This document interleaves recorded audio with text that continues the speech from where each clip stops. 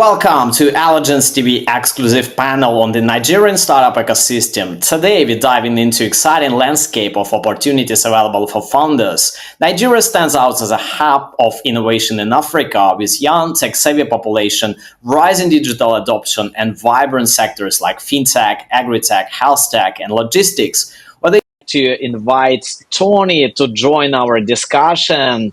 And Tony, if you can please introduce yourself and tell a few words about your relation to startup world in Nigeria. All right, so I'm Tony Mose.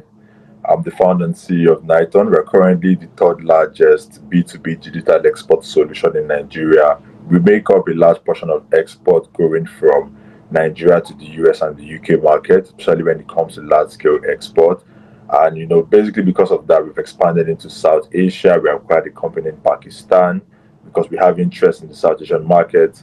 And so we recently got into the Canadian market as well. So that's a bit about what we do. So we realized that, in the agri-tech space, being able to just solve the problem of aggregating is not enough. So we went ahead to build another solution that solved the problem of logistics.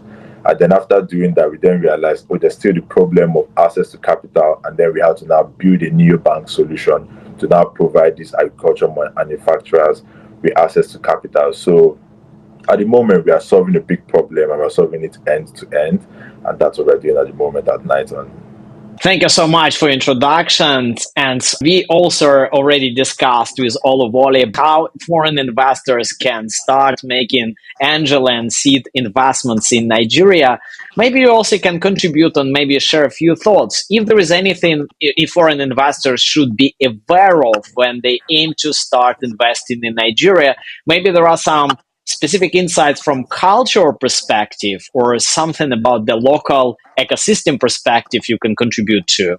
All right. So speaking from the point of a founder who has stayed in the US, schooled in the UK, and now back home in Nigeria, building a tech solution, there's a lot that has changed. And I think international investors need to understand that the Nigeria that we used to have 5-10 years ago isn't the same. There is a fast growing ecosystem that is really powered by a lot of what have happened in the past. And the truth is that yes, we can say that Nigeria is the biggest market in Africa, but there are so many intricate parts to how things work in Nigeria that investors need to be aware of what are some of those interests. So for example, when we talk about logistics, we need to understand that if you're investing in a logistics company, you need to understand that probably for the first couple of years, these companies would have to do a lot of infrastructure investment.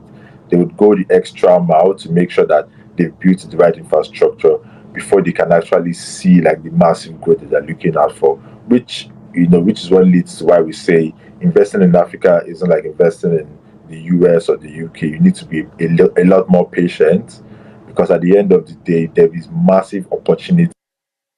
So as the African market is untapped, we all know there's as much opportunity in the European market as you would see in Africa because there are so many problems that are yet to be solved and there is a massive market that has not even been tapped.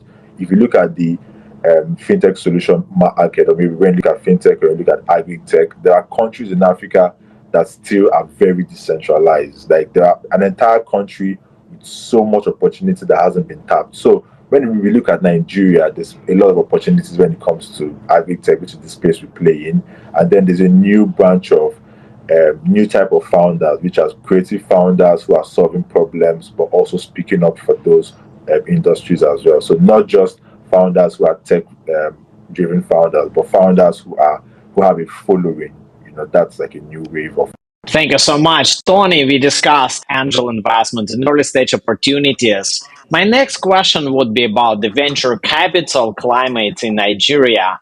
Do you have any differences of Nigerian VC landscape from other African markets? What makes VC landscape in Nigeria special? Do you have any insights on that? All right. So definitely the VC landscape in Nigeria is fast growing, and we can give credit to a lot of international investors that have played a role in making local investors more aware of the massive opportunities. So there is now an influx from international investors and then local investors who are VC backed.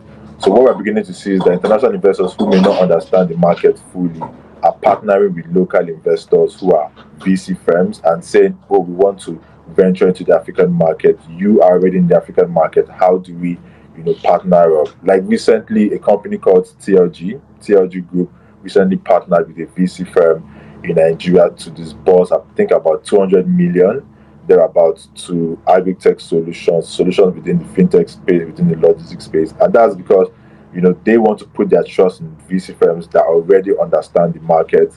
And so that's basically what we're seeing as a trend that's going on, whereby international investors are partnering with local VC firms to basically push these companies to the next stage. And it's actually working massively because it's a method that has worked and has been repeated